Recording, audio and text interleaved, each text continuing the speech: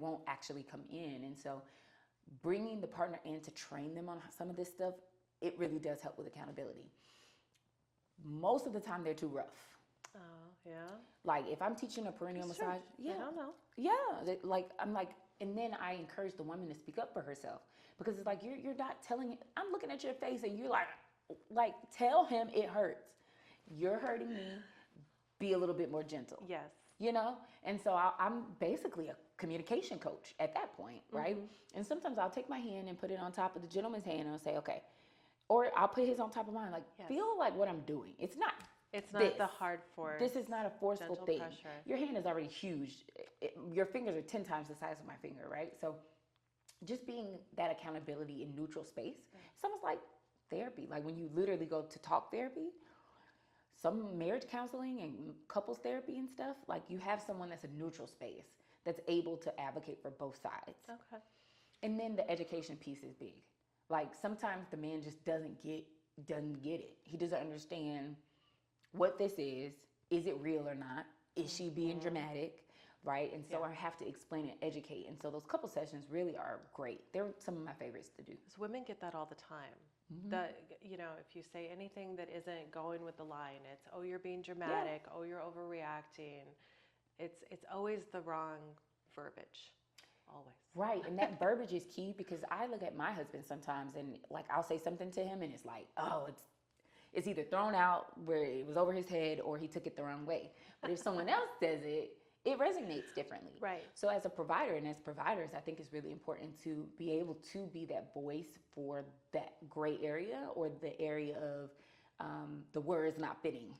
You know what I mean? And so I try to explain it. And sometimes my word still doesn't, and that's okay. Sometimes it's like I'm not the person to relay the message. So I that's why I build relationships with people like you, because I need to be able to have another option for my patients. You know what I'm saying? To give them like, let's try this instead, or like, come back when you're ready, or whatever, because it does get gnarly. But I do have questions for you. Okay.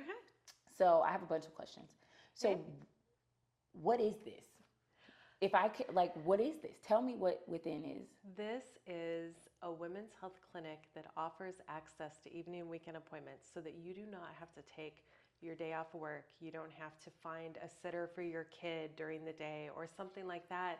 And you can receive quality care without having to go to an urgent care or a local ER and sit there for something that you should just be able to get care for. Primary care, women's health care. Oh, okay. I focus primarily on hormones, perimenopause, menopause, postmenopausal transition. I think that's my passion, because I find so many women are dismissed at their previous healthcare provider appointments. Like they go in and they have their complaints, and again, it's, are you sure you don't have anxiety? Are you sure you don't just need to lose weight? Oh, you're too young. Oh, you're too old. It's normal. I mean, just not being heard. And somebody needs to listen, and I'm the one. I'm going to listen and care, and I want to treat people the way that I want to be treated. The whole golden rule. So if I need a pap smear, I could come here. Yes. If I felt like I had a yeast infection, I could come here. Yes, absolutely. What's off limits? So, oh my goodness. I don't do any major procedures or anything like that. And I don't have any imaging equipment here. So, but we do cervical cancer screening, regular visits, physicals. I order labs outside, order mammograms. Oh, yeah. If somebody needs a referral somewhere, I could put in the referral. Just last week I ordered a couple mammograms and sent somebody to endocrine. So it's a partnership in the community to make sure, and women's health is primary care, and that's forgotten all the time. It's not just gynecology. I'm not a gynecologist. I don't do surgical interventions. I don't do obstetrician, OB, pregnant people. I would help you. If you're outside my scope of care, I'm going to get you to the local professional that you need. Need to. Okay. Yes. That's great. I love that. Right? Like that's... Well, I think a part of it is you call your primary or your OB and you don't even get to see them for 3 months. Nope. Do you know what I mean? Like it's not a fact, especially if you're dealing with something that needs attention, that may be something small or maybe something big. You don't know what it is. I mean, I'd have to wait. So you're being able to access you after hours on the weekends. I think that's perfect. I know my OBGYN, I love her to death, but Baptist, I go to Baptist, they are so busy. they're so busy, which is great. Yeah. That's great. But, you shouldn't have to wait for things like you said, if someone has a yeast infection or a UTI. I myself had a UTI. It was a weekend. I knew it was a UTI, and I'm like, oh, darn it, I have to go. I had to go sit in this standalone, I thought it was an urgent care / ER. I'm waiting and waiting. I go in, I say, I just have a UTI. I'm thinking, oh, just, like, I'm not important. Just, you can funnel me through on this side. I know I have a UTI. I just need, and they're like, that's fine. I was there for 4 hours. Oh my gosh, yes. They billed my insurance $1,400. And I'm like, all I needed was a simple antibiotic. It's insane. The kicker is, I didn't even get the right antibiotic. I don't even know what happened. It was a mess. And I'm like, if I can prevent other people from wasting half their day for something. We do telehealth appointments also. Oh, so great. If you have a sick visit and you're like, you can send the clinic a text message or an email and say, hey, I know I looked online, but I didn't see hours. Is there a way that you could fit me in? Yes. You shouldn't have to wait, and access to care is important for. I think that's great. So I heard you say hormones. Yes. Like you really like treating that, I assume. I do. Somebody has to, right? Somebody needs to, like because we don't realize the impact. So like let's go through like if prevention versus treatment. Yes. So does every woman need to get their hormones checked? No. Okay. The right answer, there's no right answer. The right answer is we listen to the patient. Okay. Okay? Every patient is different. Nobody should be boxed in to these stereotypes of age or symptoms. We need to listen to what's bothering you the most and try to figure it out. Now, that being said, we should certainly probably do some labs and rule out other causation. Like, we can't always be, it's just her hormones, right? But we do need to say, hey, let's make sure that her thyroid's okay. Let's make sure she's sleeping okay. Like, make sure that there's no other issues. And if it's, walks like a duck and probably is a duck, and let's take care of her. And then based off of the patient and their needs, there's different things that can be done. Some people benefit from hormone therapy. Some people are like, you know what, I'm fine, I don't want it. But, there's different things. Like, people have perimenopause, that time before menopause. People have surgical menopause. Maybe there's a reason that they had their ovaries removed or their uterus removed, so then they don't know. If you don't have your ovaries providing hormones, then you need to have, it's strongly recommended to have hormone therapy through the natural age of menopause, which is in the United States around 51, 52. And, the main thing is listen to the patients. Hormone therapy based off of labs isn't accurate unless we're using a compound and we're titrating the medication specifically to you. Okay. But because our hormone levels will change throughout the day. So if I check your estrogen level per se at 8 a.m. and I check it at 10 and I check it at 3, those are going to be 3 different numbers. And that's just how it works. So it's kind of hard to just say, oh yeah, we checked it and it was normal, you don't need anything. You have to listen to the patient. Gotcha. So that's the most important thing. So as a pelvic floor therapist, one of the main things we see is going to be pain and like vaginal dryness, for example. So how do we cross paths? So let's say we have our patient there, they say they never had their hormones tested, and we send them to you. Yeah. What would you look for with them? So honestly, Or how would it go? Yeah, it depends on their specific complaint. So if they have pain, where's the pain at? Is it superficial? Is it at the introitus? Is it deep inside, with the pelvic floor, the dyspareunia? So those things matter too. A lot of times with vaginal atrophy, I kind of describe it like, it'd be like if people grew up probably more north where there's ice and you step on it and there's these little micro fissures. And that's what happens with the loss of estrogen in the vaginal floor. These little micro cracks that can be painful and dry.